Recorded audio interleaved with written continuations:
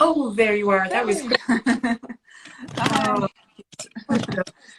Oh, Nice welcome. to meet you. Thank you. Thank you. Well, this worked. All the technical stuff. I wasn't. Yeah, I'm glad it did. That's the reason I've been using Instagram, because it's just boom. There you are. Yeah, I love your background with the nice pictures. Oh, those. Do you know the Swedish artist Hilma Öfklund? Oh yeah, right. Yeah. Yeah. Yeah. Very nice. Yeah. All Um, right. yeah. So thank you so much for joining me. I'm so excited about chatting with you. And we'll just start where I usually start, and you can tell me about your background, where you're from, and your training and all that sort of thing. Sure. Yeah. Well, I'm very happy that you invited me. I'm very excited about this, and also to get a chance to talk more about Agathe Backer Grøndahl.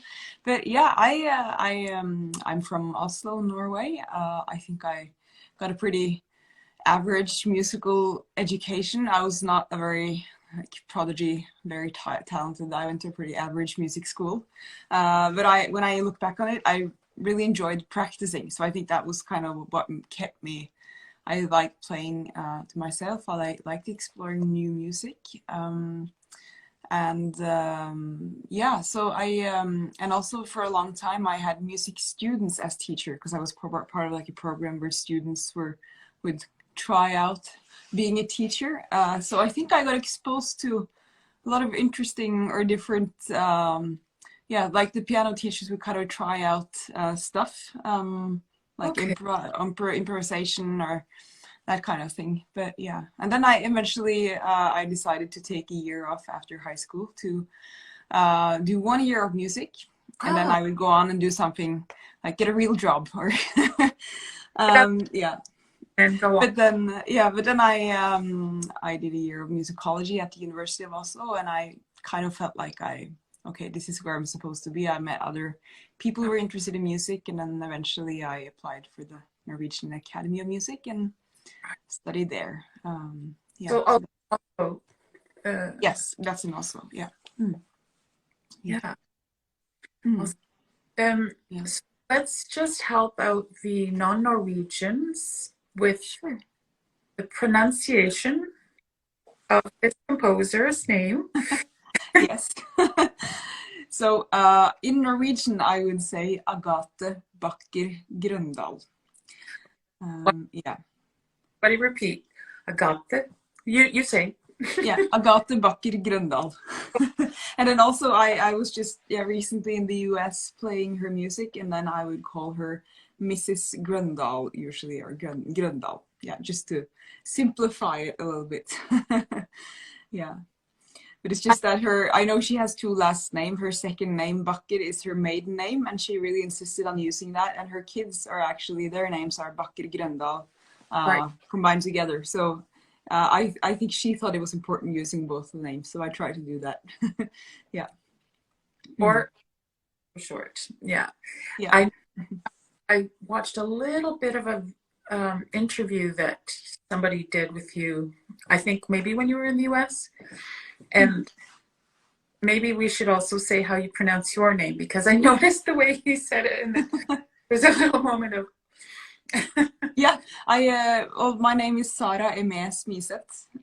The middle name is French. I don't have any people from France in my family. I just have a family who loves France, and yeah, it's Aimée is the name of my great grandmother and her great aunt, I think. So it's a kind of a family name. Yeah. Oh, nice. Well, that's yeah.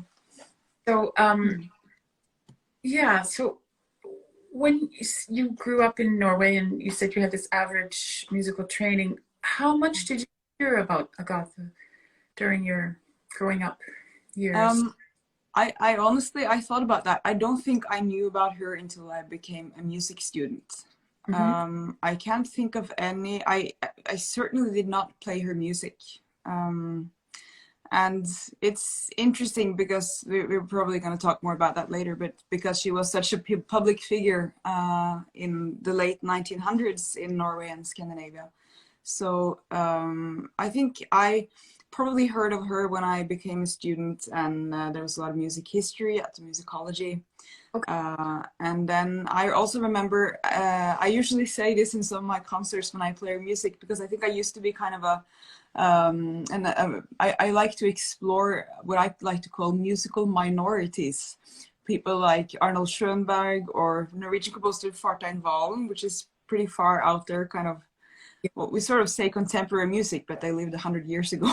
So yeah, but and also I like to, look in the libraries, and I found some female composers which interested me, or women composers. It interested me because there was so much music of women composers in the library, actually, at the Norwegian Academy of Music, but no one were talking about them, and no one was playing their music. So that's what kind of started to interest me, I think. Why is no one talking about this or playing this? Yeah. When would that have been? How long ago would that have been? Well, I became a student in 2005, so yeah, around that time. Yeah. Yeah. So what was your first experience of her music? What did you first hear, and what did you first play? Yeah.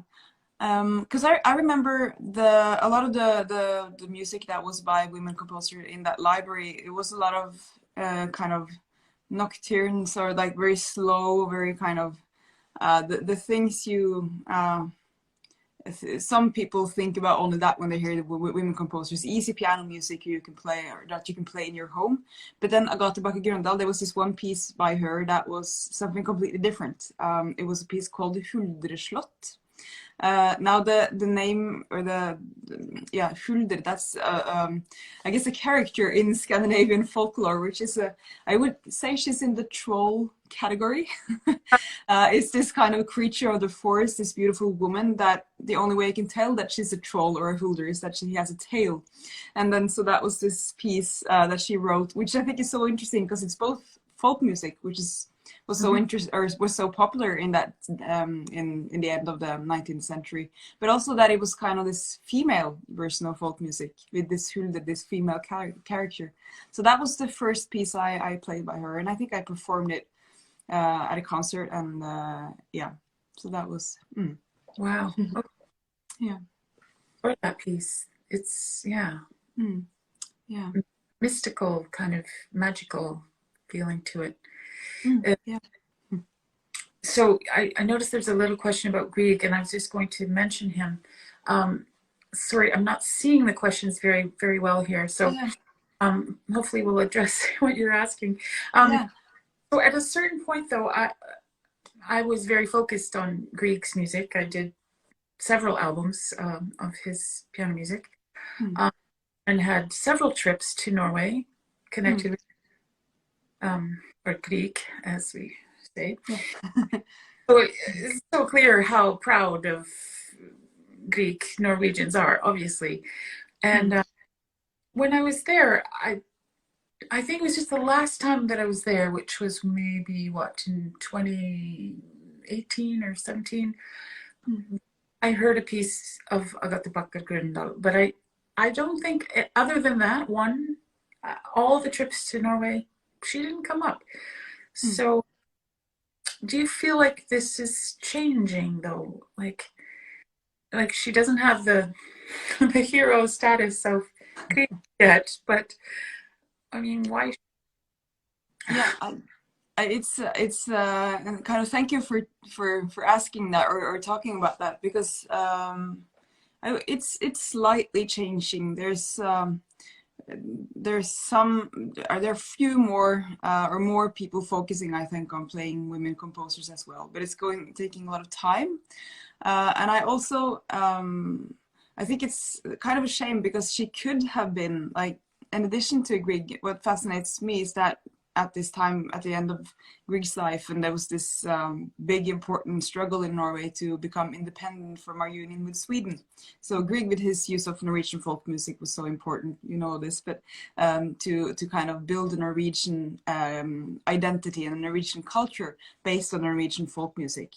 And then parallel to that, and this, no one talks about that this happened at the same time, we have the whole women's suffragette movement. So yeah, women got their voting rights in Norway in 1913, and we got our independence from Sweden in 1907. So it's not that far apart. And actually, Agathe Backer Grøndahl, she was a member of the, I think something called the female voting rights movement. Together with her sister Harriet Backer, the painter, and several other musicians as well. And she, I mean, can you kind of imagine if she would have been the same as Grieg, just in kind of this woman version because she used a lot of folk music, and I think there would have been room for more than just Grieg. But unfortunately, and it's not his fault, but he kind of pushed others aside, or music history has pushed a lot of other Norwegian composers aside. And that's not only a gender thing, because it happened to a lot of male composers as well, I think. He has a small stature, but huge presence in the world, but in Norway for sure. Some, if they were friends, yes. Yeah, they were very close friends, and they also his wife Nina Grieg, she was a singer, so they got I think they met when she was around 19 years old, I think, about Agathe Backer Grøndahl, and Mr. and Mrs. Grieg were 3, 4, or 5 years older, I think. And this is hard for some people in Bergen, which is the hometown of Grieg, to admit, but Mr. and Mrs. Grieg lived in Oslo for a while. So they were kind of hanging out here in their 20s. And when Agathe Backer Grøndahl came from, she studied in Germany and then came back to Oslo and had her first official debut concert here. She was a soloist in Beethoven's Emperor Concerto, and Grieg was the conductor, Edvard Grieg. So, and Nina Grieg performed her very first opus, a set of her songs. And it's really touching how their friendship kind of goes on. And Agathe and Edvard, they passed away the same year in 1907. But then Agathe's son Fridtjof, he became a pianist. He continued his mother friendship and cooperation with Nina Grieg, because she lived on until the 1930s, I think. Yeah. So, yeah, it's a pretty nice bond there. I was thinking that why wouldn't we now have a place like Trollhaugen for Grieg? Can we have a similar type of museum for Agathe Backer Grøndahl outside Oslo? Yeah. Oh, when you say that, I wanna build that museum.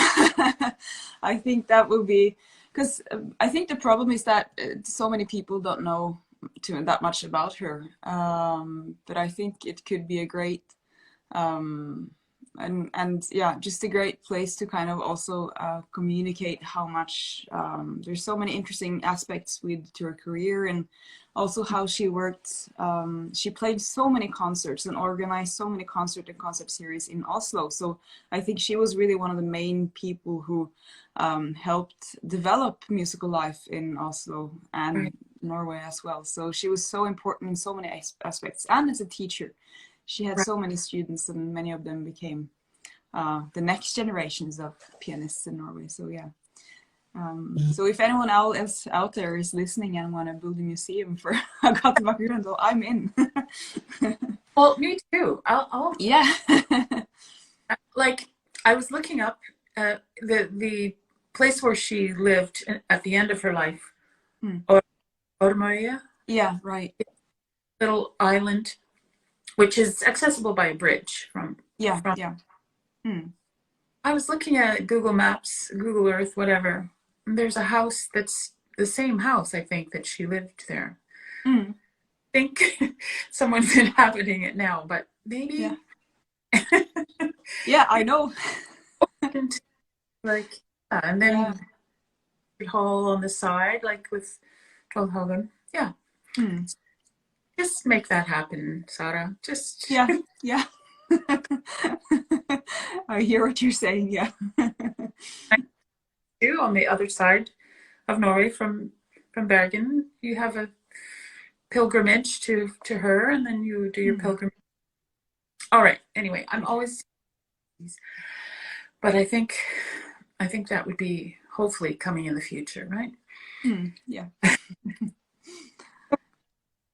You sort of saw that piece, Slot, which I can only pronounce Norwegian thing Danish. I can't do it somehow. Anyway, say it again, the name of that piece in Norwegian, because it's so beautiful.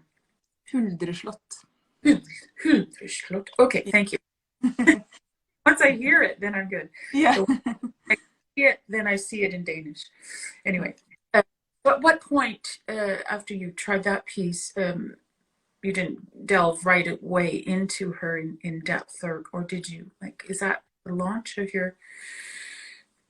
Yeah, it took, because I also when I was a student, I also worked as a summer job. I was a guide at a museum in Trondheim, Ringve Museum, which is it's a wonderful museum for old musical instruments. And this woman who started it in the 1950s, she collected lots of instruments throughout Europe, and she would tell all the stories about how she collected those instruments. And she passed away, but then the museum lives on, and you kind of, yeah, I worked there as a guide and got to play the old instruments and talk about music history and kind of the fun stories about music history.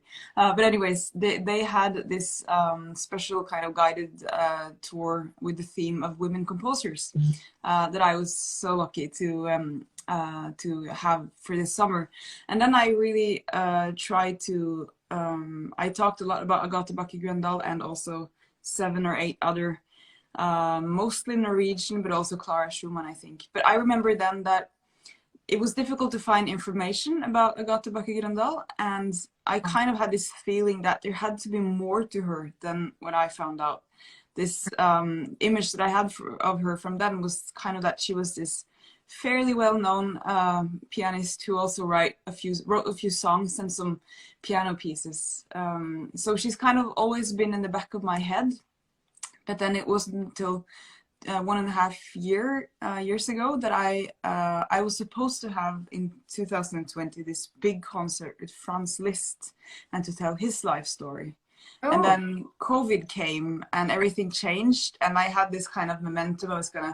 I kind of started practicing Liszt a few years earlier because I didn't have time to learn the whole program at once, but then everything kind of shut down and I lost that momentum, and then I had to do something else. And then suddenly it felt so natural to choose a composer that's a lot closer to home, because we were all staying at home, and I had finally time to kind of dig out more information about her.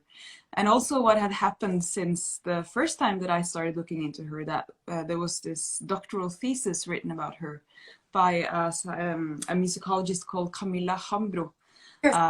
Yeah, it's a great work, and it's so important because she's been through just about any available source about her and created this incredibly well-documented full picture, which is not really the picture that you get if you read the kind of normal music history books in Norway. So yeah. She in history books in Norway, though. I guess we for that. But yeah, Camilla's work is brilliant. And is that length of a book, or like who's? Yeah, it is pretty. Yeah. I can't remember how many pages, but it's big. Yeah. I don't think it's published as a book, unfortunately. But I think you can probably order it from some universities, or University of Oslo, maybe. Yeah. She's online. Forthcoming if you contact her, I think, directly. Yeah. That's my experience. So I guess, like, can you pinpoint exactly what it was that fired you up about looking into Agathe Backer Grøndahl? Yeah, it was because I had this sense that she was quite a public figure and sort of an important figure in Norwegian musical life. At the same time, no one talked about her. And I think that intrigued me, that there was something there. I didn't really understand why no one really plays her music anymore, but then at the same time, she was such a big deal back then. So, and I still don't completely understand why she kind of disappeared. Yeah. After Grieg, yeah. Was it around the time of her death? or I think, yeah, for a few years after that, she was still, but then I think it's also, which Camilla Hambro discusses in that book, that you can, yeah, find online. I think that was the question. But yeah, that, because Edvard Grieg wrote a lot of lyric pieces and songs and sort of female types of, or feminine types of music. So in order for him to become this great Norwegian maestro, or you had to kind of butch him up a little bit, and then you didn't have that much room for, and there was something, yeah, it's very interesting, I think, but this need to categorize composers in terms of gender, and that there was maybe room for Agathe Backer Grøndahl as a very kind of very female sort of person of the homely sphere that wrote a few nice songs and some pretty piano pieces, but there wasn't really room for her concert etudes or her suites or even her choral music, because that was kind of Edvard Grieg's realm. So I think there's something there. Yeah. Okay. Yeah, that's interesting. We need to put that in the opera, because we're gonna have to have an opera. Yeah. Of Gotha. Yeah, that could be part of it. But so far in these chats, I think I suggested an opera called Mel, about Mel Bonis, and called Helen last week. So now we need another opera called Agatha. And what kind of things from her life might you put there in that opera? It's going to be such a great opera. I mean, because yeah, first of all, it's that whole kind of her way into finding her career, and where she was this great talent, and she had a very good teacher, a man named Kjærulf, which was kind of the biggest composer in Norway before Grieg and Backer Grøndahl. But yeah, and she was very much advised to just, you can study music, but just keep it as a hobby, because that's the easiest things for you to do. But then she went out and did her thing, and she was so great at networking. She had this one big travel around in Europe, or two, I can't remember now, but she made sure that she wrote letters to the influential people she knew already in Germany and Denmark and Norway to get introduced to new important people. And so that's definitely one aspect of her, and all those organizing skills too. And then she had, I think it's interesting that she was a mother as well, and how that would definitely be a part of the opera, and how she managed to work from home, because she didn't want to show, or when she was pregnant, and it showed, she didn't want to be on stage, or yeah, okay. That's. And then she also had this kind of, she worked too much, and it was just this point in her life where she had to stop working, and see if she was actually admitted to, I would say it was a psychiatric institution of some kind. They called it something else back then, because it was for kind of wealthy people, and yeah, but she was there, and then she made this great comeback. Which actually Grieg was part of that, inviting her back on stage, and then also her last years, where she had a lot of problems hearing, so she became deaf in the end. It was a very lonely life, I think, because she couldn't really communicate with anyone, and she had all this music playing in her head that she couldn't make it stop, and yeah, so that was kind of a sad ending to an eventful life, but she was still surrounded by her family, and yeah, so I think the opera would be great. So yeah. someone will pick, sure. Yeah. Yeah. So yeah, we need to talk about the album, which you launched last night. Yeah. I really want to get my hands on an actual. I like to have an actual CD. So I can send you one. Yeah, but it was kind of a project, but because I mean, I think everyone who's a freelancer know that usually the workload is so high, so sometimes it's difficult to have time for those kind of long-term projects. And so this was not really, this was not part of the plan, but suddenly everything shut down in 2020. And then I played some concerts with Agathe Backer Grøndahl, but then everything closed down again. And then I applied for a grant, and I got some money so I could record and film just a few of her pieces in a studio in Oslo. And then that turned out pretty okay. So I went back to the studio 2 more times. And I didn't know if I was going to release it, just maybe create a label of my own, or what I was going to do. But then I was lucky enough to have a record label called Grand Piano, which is owned by Naxos, which is a pretty big, so they were able to distribute it through their network. So I think the CD now on Apple Music alone has more than 1.3 million streams. Which I think is kind of, yeah, so so I'm very, yeah, and I'm so happy that Agathe Backer Grøndahl's music is still a hit, that it's still popular and all around the world as well. Oh, that's yeah. So you were so kind to share a couple of those tracks that you filmed with our Friends video project, and that we posted this past Monday.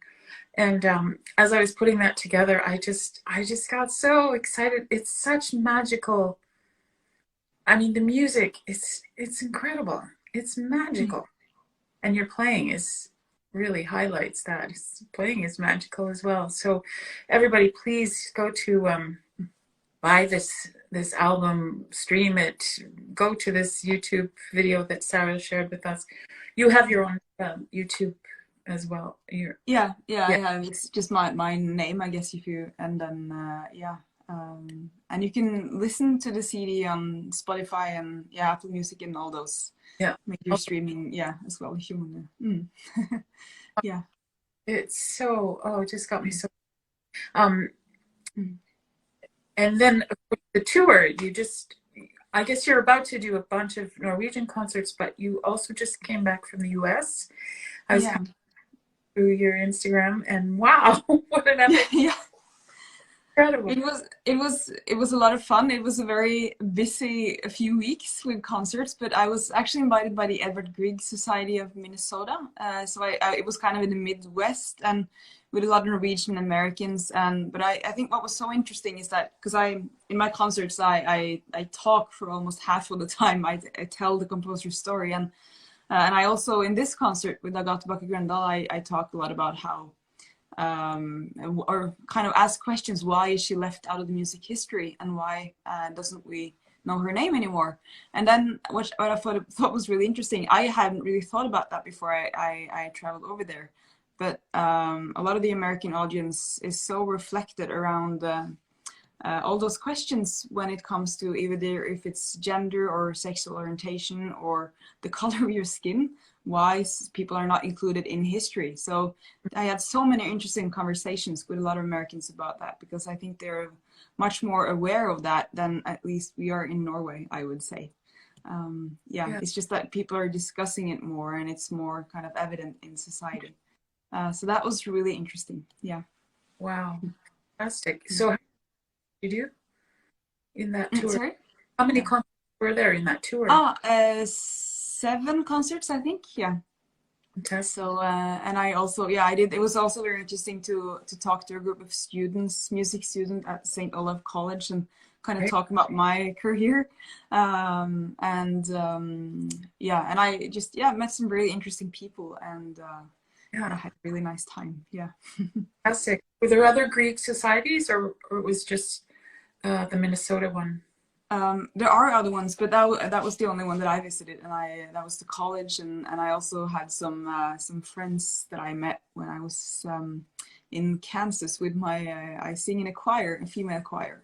We were there 4 years ago, so I kind of connected with some people I met there, and they were very nice to organize some concerts, and so many generous people, and great time. I've had.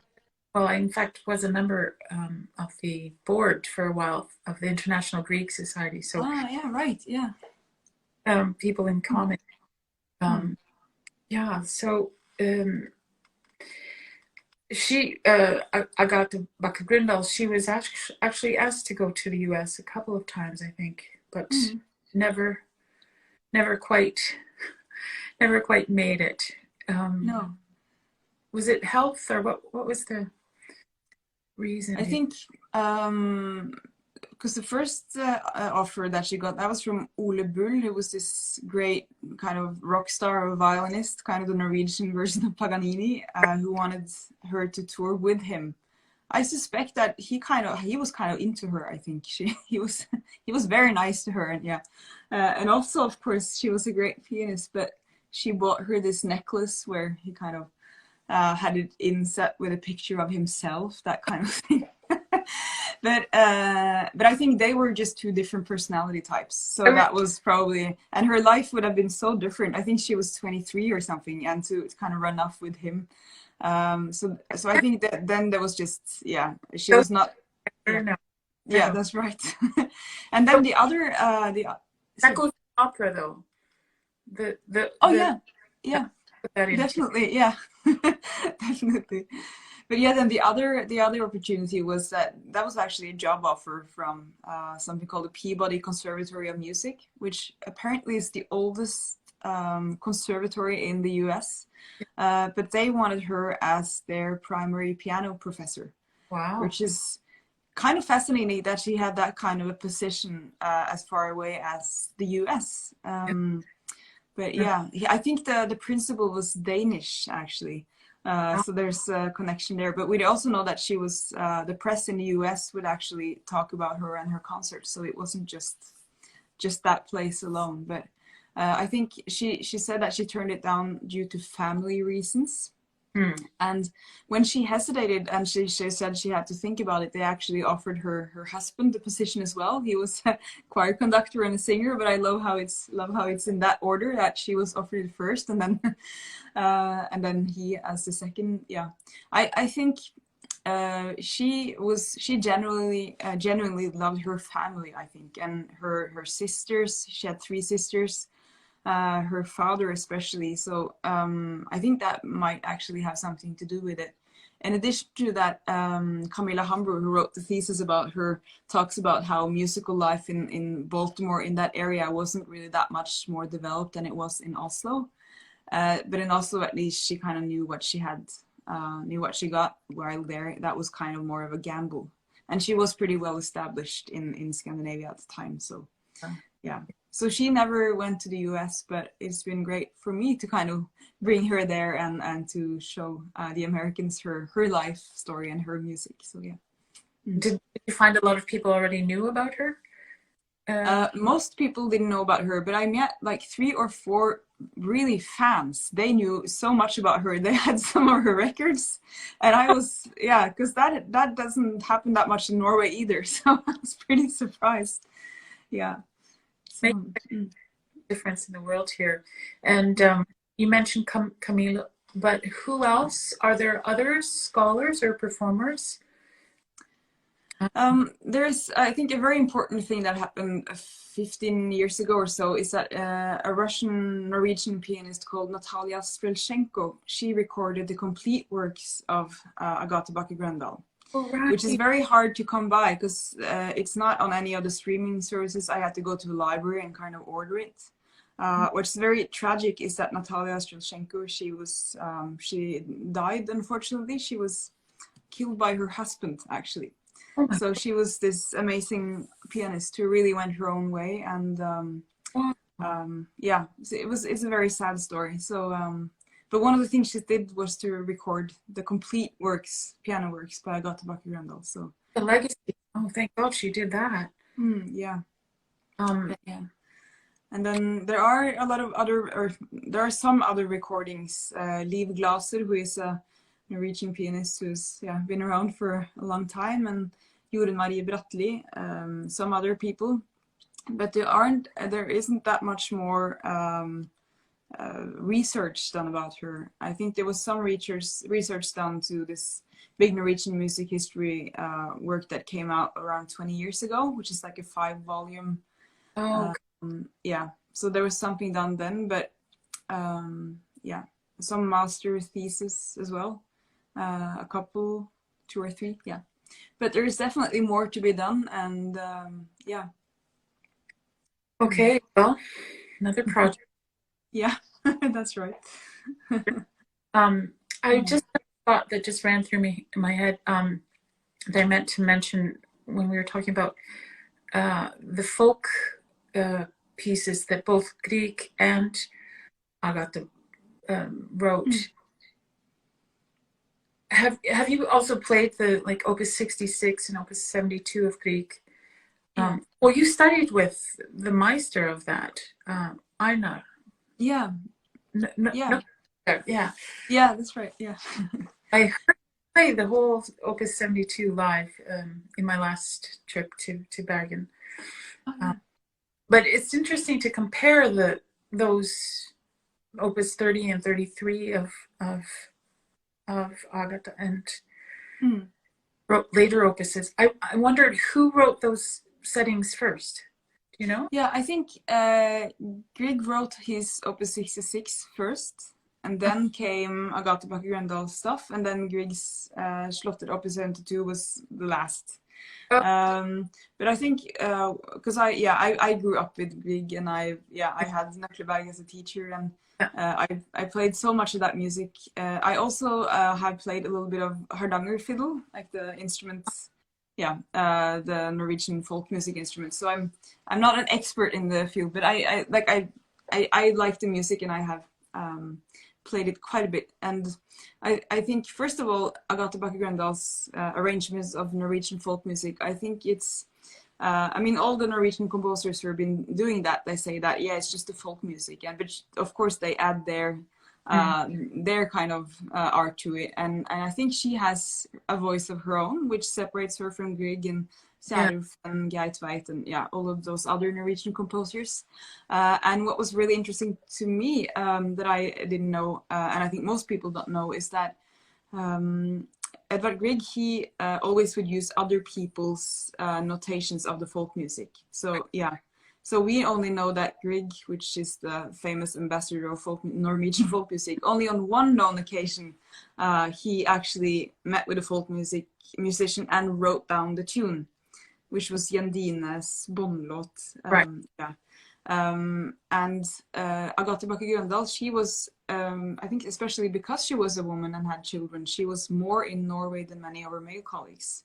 But her son, Fridtjof, who became a pianist, he said that when they were traveling around in Norway on their holidays, she would always bring a notebook and meet with the local musicians and local fiddle players and collect folk tunes and write them down. Also folk music from the kind of Oslo area, which other people went kind of to the fjords in the west. That was much more exotic, but she was so I think it's interesting that she was so close to the material. And when Grieg is so celebrated for his kind of authentic use of Norwegian folk music, why isn't this more talked about? So I mean, I don't know Opus 30 and 33 inside out, but I've explored it, and it just seems so pure and so true. I don't know. And you're playing, now that you mentioned that you have played the Hardanger fiddle, I wondered when I was that's so I cannot sure. So but it's I think it's also, to me, it's almost something kind of modernistic about this simplicity, or this almost minimalism in that. And I think there was a review of my album in a Swedish newspaper, Sydsvenskan, and they talked about that it sounded like Stravinsky or something, some of that music, because it was so rhythmically interesting. That was the Fani-tulen. Only it happened 10 or 20 years before Stravinsky would have done something similar. So I think he did that traveling and then sort of highlighting the true simplicity of the music without adding too many. So I could talk about this. Put it into 45, 50. Let's see. What I wanted to ask you is, we've mentioned a few of her pieces. Is there something in particular, like you're not allowed to have your favorites because, you know, Yeah. where do you feel most connected to her music? Well, I think I would say the first of all the folk music stuff, the Opus 30 and 33, because it's just yeah, and I would love to play more of it because I just played I think 6 or 7 of it, and I think there are I don't know 20 altogether or even more. So that's definitely one of my favorites. And then also she has this fairy tale suite, Eventyrssuite i Blåfjellet with I think it's 6 or 7 movements. And we know that she also performed that because I only played 1 or 2 pieces from that suite, just one on the record, I think. But she performed the whole suite altogether. It's like 25 minutes of music, and it's like it's in the there are trolls and there are mountains and all that kind of things, and but it's not like it's not a copy of what Grieg would do. It's kind of in her version of that and her interpretation of the Norwegian mountains and the trolls, and yeah, so that's and I think that it should be orchestrated. I think that would be great to hear that as an orchestral suite. I'm just picturing it in tandem with Haupttyssa in a concert, maybe even enmeshed. That's a great idea. That's really great. Yeah. Okay. If only I had a singer nearby, I Yeah. would do that. Yeah, I've recently, well, at the beginning of the pandemic, I find myself in my childhood home, wandering around trying to figure out what part of Europe I was going to live in next. Here I am in my childhood home, and I because it's just been pandemic, I don't know anybody in town. I'm looking for people to collaborate with. Anyway, so as we mentioned earlier, she was a huge superstar pianist, successful pedagogue, huge as a composer as well. So did she compose music for various levels, for students? Maybe just give us kind of an overview. Yeah. Sure, yeah. Because she taught almost all of her life. She started teaching quite early, and also after she had more and more problems with her hearing, that was like the last thing she did of work. She couldn't compose, she couldn't perform, but she would have students. And but I think it's interesting that she performed most of the music that she composed on all levels. So it was kind of also like in advertising, and she sold tons of sheet music. Wow. But she has a lot of kind of character pieces that are kind of easy. Some of the folk music pieces are kind of easy because they're so kind of there's this simplicity to it. So, and then she has a piano suite which is kind of Baroque inspired in a way, and she has the concert etudes, which are she complained herself about how difficult she made them. Yeah. Yeah, and they are, I mean, they're tricky. And she was a student of Franz Liszt for a few months, and you can kind of hear that in some of the etudes, and the fairy tale suite as well. It's kind of tricky. So I would say that there's something for just about any level actually. And then she also wrote a piece for piano and orchestra, which I haven't had a chance to look into yet, and also worked for orchestra.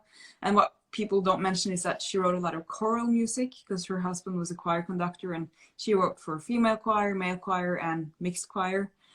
She wrote a cantata for female choir and soloists, and with lyrics or the libretto by this very important person in the Norwegian suffragette movement, Gina Krog. So there's some really interesting stuff there. I've actually performed the cantata, and so she has a lot of interesting music, and it kind of annoys me when people usually it says that she only wrote for song or for voice and piano, but she has some other great stuff too.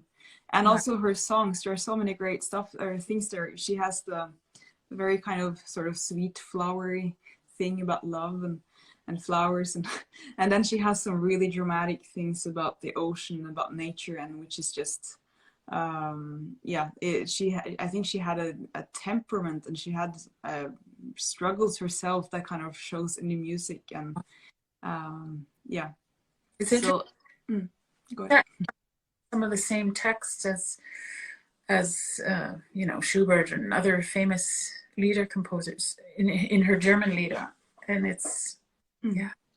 Yeah. So if there are any singers out there, I really recommend, because I haven't had a chance to look through all her songs yet, but I think there's some great stuff, some really great yeah, poems and music out there by her. And Yeah. I don't think we mentioned that yet, but all her music, just about all her music, is on emslp.org. Yeah. My favorite place on the internet. Yeah. Which has all the sheet music in the world almost. Yeah.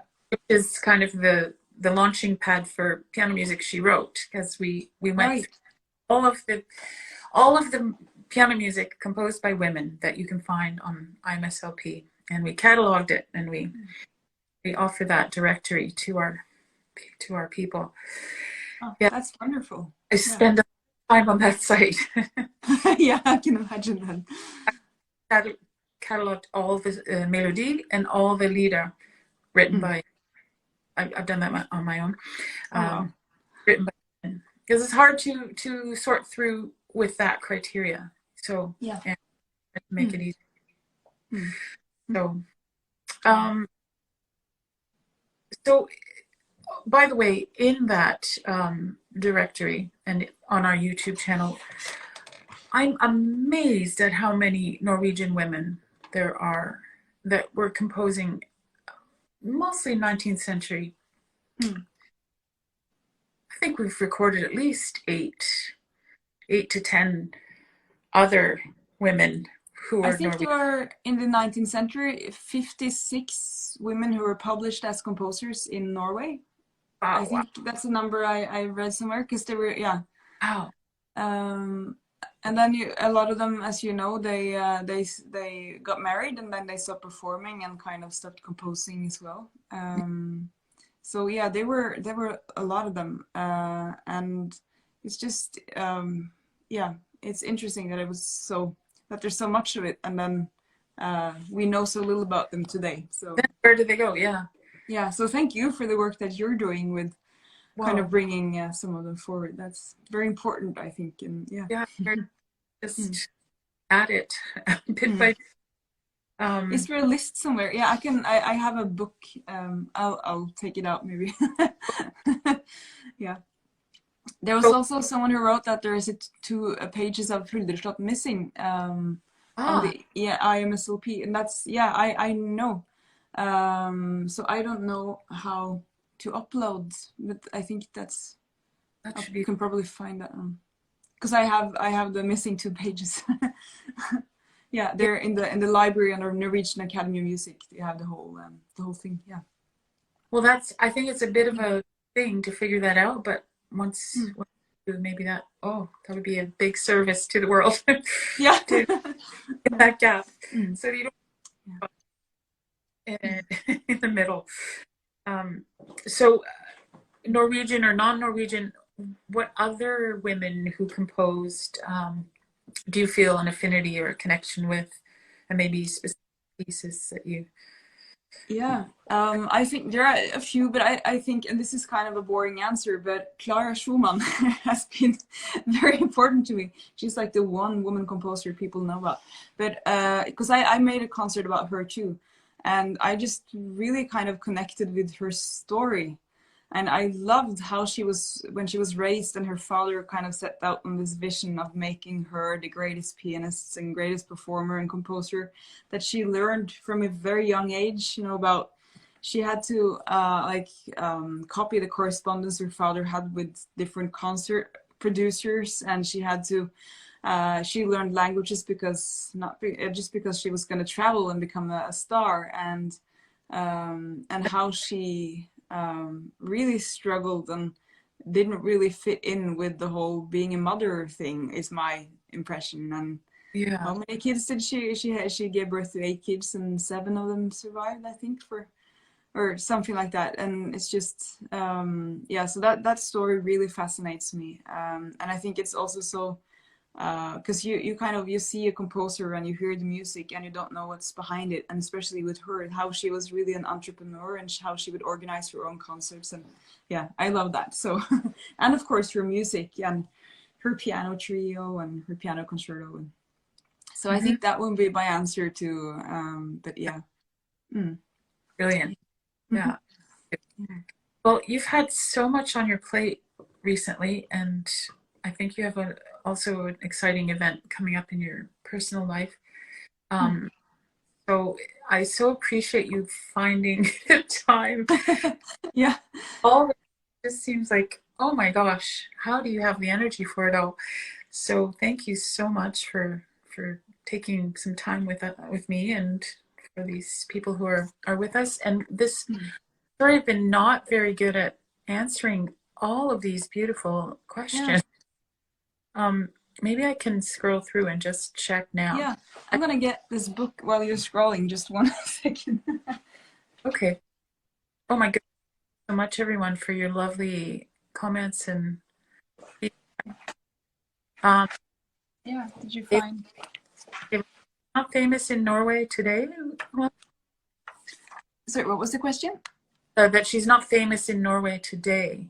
Oh yeah, yeah, because I people don't really know. Yeah. Musicians know her name, and some know a little bit about her, but most people, at least under the age of 50 or so, I would say don't really know. Right. Yeah, there's a street in Oslo named after her, Agathe Grøndahls gate. Oh. My cousin, he lives there actually. But yeah, so that kind of helps when, yeah. But other than that. Backer is missing from yeah. it. Yeah. Oh. She wouldn't like that, yeah, I think. As I said, she made sure her kids were. Yeah. Yeah. But I was just, I don't know if, for Norwegians, there's a book here where that came out, I think, in the 80s and 90s, Kvinner, like women composers by Cecilie Dam, which has this kind of, it says, yeah, there are a lot of about different female composers that it's not that thorough about all the composers, but there's a list here with, so if you read Norwegian, that would be a book, Kvinner komponerer by Cecilie Dam. Yeah. So yeah. Okay. Oh, that's something. Yeah, but it's thank you so much for inviting me here. It's always interesting, I think, to talk about Agathe Backer Grøndahl. And again, thank you so much for everything that you're doing. I love your Instagram account and everything. The really important work that you're doing. So please continue with that. We're all doing our piece. Just a comment that we didn't mention that Antonio says that the famous thing about George Bernard Shaw that proclaimed her as, what was it? Well, one of the century's greatest artists is how Antonio says. Yeah, that was because she was in England twice, I think, touring, and then she was at this dinner party after a concert, and she met that writer, and he talked to her and wrote this article about her, and where he claimed that, and he did an interview with her also, but he was really, you can tell that she kind of stuck with people, or she made an impression on people, and he was one of those. So and that's the story that surrounds her. In the smallest bio of her, that's there. Yeah, he must be good then if he said so. Yeah. If I was asking if you can put a screenshot of that book in your Instagram. Sure. I'll do that. Yeah. Great. I'll do that. Great. Okay, so I feel like I have another hour or two of things I'd love to talk to you about. This is the last of the Instagram live chats for now. I think I've done 18 or 20 of them over the last 5 or 6 months, and I love it. I just love connecting with people whose mission overlaps with our mission. So this idea will continue, but maybe not in the format for the next little while. But but this interview, like all the others, will be on our YouTube channel. So hopefully that's okay with you, Sara. If not, just say so. And then we just need to say again how people can get your album, hear you play, be in touch with you, blah, blah, blah. All the things. Yeah, well, you have my Instagram account, I guess. So, Yeah. and the link in bio is to my website, and there you can find where to buy my CD, I think. And you can also listen to it on Spotify and Apple Music and all those kind of streaming services. And Okay. I'm on Facebook too, so if you look up Sara Aimée Smiseth there, you can follow my page or yeah, or even befriend me if you But yeah, so I think that would be it. Yeah. Mm. Fantastic. Mm. Oh boy, so many comments. They're covering up your face. How do I get your face? Should I be part of it? Anyway, again, thank you so much. Tusen tack. And we'll have another conversation, hopefully another time, to go more in depth, because I think there's just so much to discuss on this. And other composers as well. We need to look into. So somebody's saying, why no more chats in the future? It's not that there's no more, but it just might morph into a different way of doing it. So thank you. So again, tusen tack, and vi ses nästa gång. Yeah, thank you so much for having me. Bye. Hej hej.